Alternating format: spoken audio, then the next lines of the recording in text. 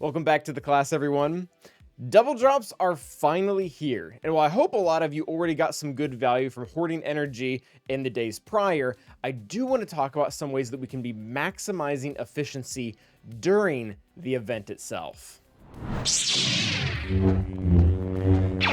So just to reiterate, this is not meant to be a hoarding video. Whether you didn't hoard or you did hoard, you should be able to find some value here in overall efficiency when it comes to not only our energy, but also to our crystal stockpiles. So the first thing that I want to address is the concept of energy refreshes. For any of you who watched our videos before, you know that energy refreshes, namely being the 50 crystal refresh here on normal energy, mod, fleet, and the 100 crystal refresh on Cantina energy, are the gold standard for efficiency. They're the way you get your best bang for your buck. You will get significantly more Kyrotech and signal data doing those refreshes and then actually going to the nodes themselves and running it than you will in, say, shipments or a lot of the packs out there.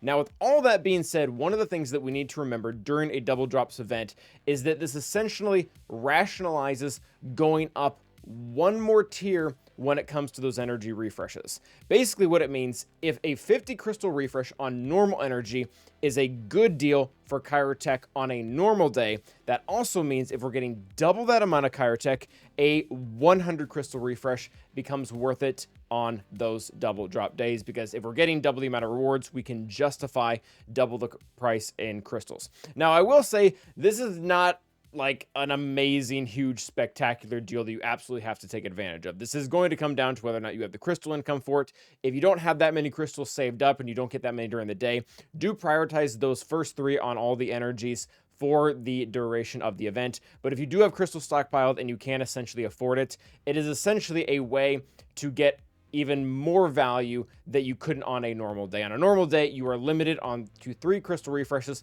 for Cantina and normal energy.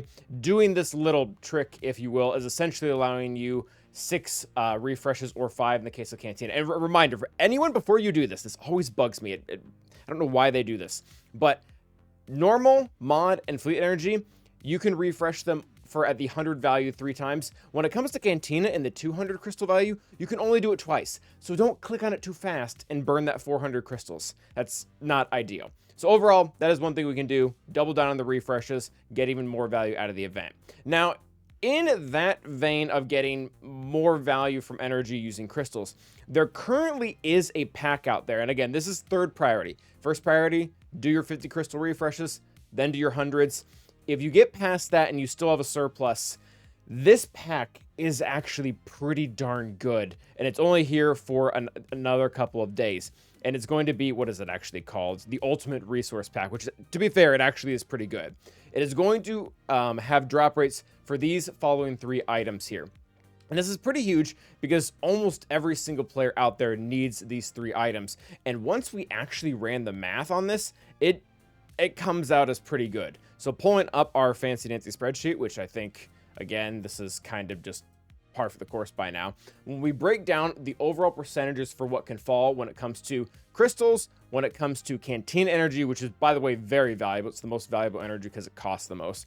And then Kyrotech, this pack actually nets out 1,900 crystals, and you're paying 1,500 for it. So especially if you are someone out there who can genuinely benefit from Kyrotech, you are essentially getting them for free because you're getting, on average, 438 crystals back per buy, and you can only buy it 3 times, which, if anyone wants to know where we found that out, despite the fact that we haven't bought the pack, you can thank these 3 goobers here. But anyways, the energy overall from the pack is worth about 1,000 crystals. We find that number from, you get on average 625 energy. 625 energy, if we divide it by 120, because that's how much each of the crystal refreshes are, we get to that 5 number. And then 5 times 200, because that's essentially what the energy is worth. A normal refresh would be 100, times by 2 for double drops, and we get to that 1,000 number. And that's how we get our giant number here down at the bottom for 1,900. So again, it's a pretty good deal. It gets you some of your crystals back, which I think it's really weird to have a crystal pack that gives crystals. Like, why don't you just give it a discount? I guess it's to a, I guess for the people, like the very, very, very small margin of 0.5% of people who can get the 2000. That might be a selling point. I don't know. I wouldn't view it that way. View it as you're probably getting 400 or less crystals back. But at any rate, this amount of energy during a double drop event actually will go a long ways. And the Chirotech is nice, especially if you do need it. So that is another thing you can do to maximize energy overall. Number one, go doubly through your refreshes. Buy that pack up to 3 times if you can, if you have the crystals for it. And the final thing that I want to talk about as far as maximizing your energy goes, it's going to come down to where you actually spend your energy. Now, you can continue to spend your energy wherever you want to on as a normal basis, but there are a few areas that can double down on multiple things at the same time, that if we want to be doing them at any time, we really want to be doing them during a double drops event. So for normal energy, it's going to be pretty simple. Whatever characters you're working on now, continue to work on them. You'll get them twice as fast. It's pretty simple when it comes down to it. Whether or not you should be refreshing the node to be able to get even more is really going to come down to a you choice. While the 25 crystal refresh probably is worth it for me to get more of Shin's shards, I have to remember that it's not just, hey, I can get more. There's an opportunity cost here. For every one of these refreshes that I do and another 100 energy that I spend, that's 100 energy that I can't spend on Chirotech now. So if you want to do it to speed up the process because you're trying to get back for, say, like this is actually a great example for the Balin event, awesome, do it.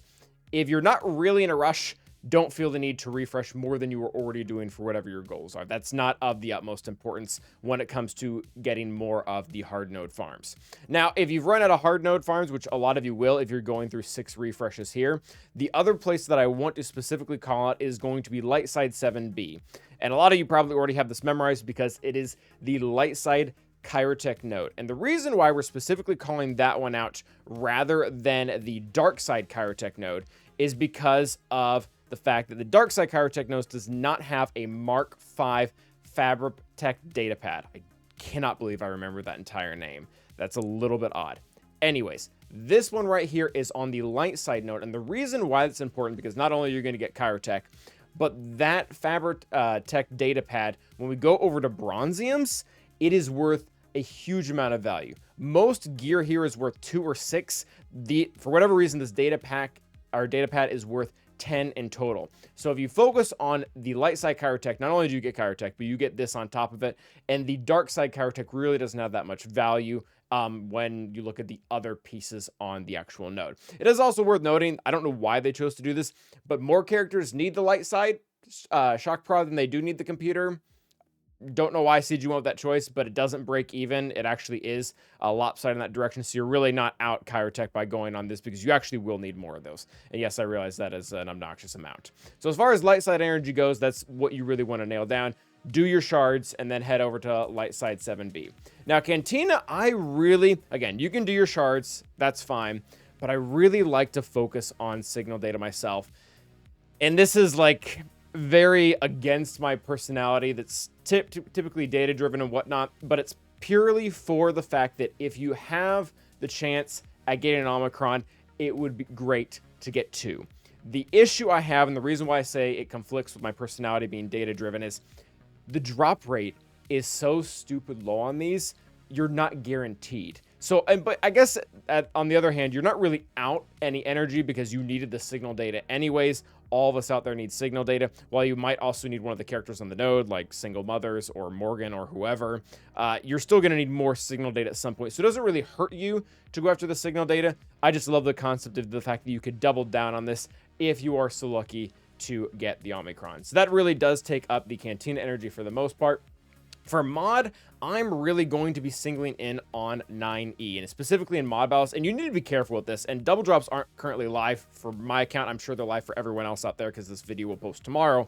But in history past, mod challenges, aka where the mods are actually found, these typically don't get double drops. Maybe they do this time, but either way, when you go in here, make sure that there's some type of glowing feature for the possible rewards, so you're not about to lose out or end up spending your mod energy here when there really aren't double drops active. Again, I would love to be able to see right now, but I can't. I'm not in the future. It is what it is.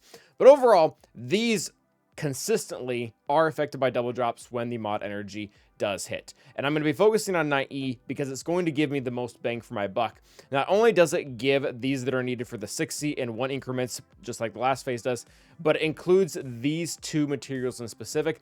And the reason why I want to focus on this now is because ever since they reworked the current Galactic Challenge, or what is the actual name? Episode Shop. Ever since they reworked that, we now have the possibility to buy thermal exchange units here.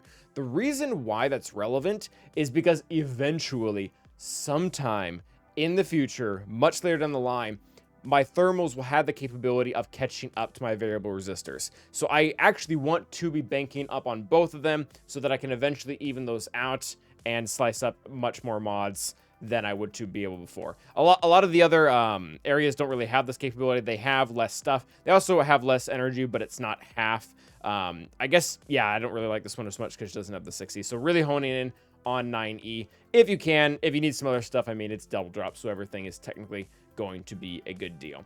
Now, last but not least is going to be fleet. And I would encourage most of you, if you can, at least be doing the first 3 crystal refreshes for fleet energy. And it's going to be the same thing as normal energy. Focus on your shards, get them, get those characters unlocked faster, get a better deal, etc.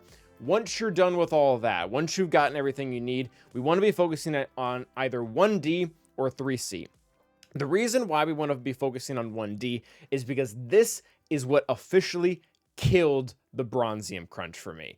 This is, again, the Mark V Fabritech datapad, which, as we said earlier, is the same one on the Cairo node, except there's a little bit of a twist here. While, yes, this fleet energy doesn't have Chirotech on it, it is 8 energy rather than 10, which you can't see that because my face is in the way. But it's cheaper, meaning you can sim it for more times than you would be able to do a normal node, and ultimately net out a ton. So if you're really behind on Bronziums and you're not too bogged down by a lot of the Gear 12 pieces out there, specifically the golden ones, this is a great way to do it. The Mark 1, this also I think is like for carbonite circuit boards, but the value on this is pretty trash. It's not the 10 salvage per item that the Mark V Fabritech datapad. So that is an option. And if you don't really have a Bronzium crunch right now and you're nowhere near it, like carbonite transistors are more your thing or whatever it is, I was looking over these and it looks like 3C has the best overall deal. There might be other ones that kind of match it for value, and it is really annoying having my face right in the way because you guys can't see any of the things there. We'll just move over here right now. So we have 4 different gear pieces that can be gotten from this node specifically. I like the Mark 12 Armortech HoloLenses because A, a lot of characters need them. B, they can be used for relic salvage at some of the higher levels. But also, all 3 of these other pieces can either be turned into the carbonite transistors or the Bronzium wiring, which again are a bottleneck for a lot of people out there. And some of the other nodes actually might replicate that in the same way, but I know for a fact that we can recommend this one, so I'm going to. So again, fleet, focus on your shards, then move on to either this for Bronzium wiring on the 1D or 3C, or whichever one can or has the same capability of pretty much turning everything here into relic salvage. So that is going to be the video for today. Reminding everyone, double down on your refreshes. Consider this pack. By the way, oh, I forgot to mention, this is only web and PC special. So if you were looking for this on your phone, it's not going to be there. Probably should have remembered to say that. There is a limit of 3. And then after you've done those 2 things, remember this little list that we kind of have built here as to where and what you should be farming during double drops. But thank you guys for watching. Happy farming. Until the next time, stay awesome.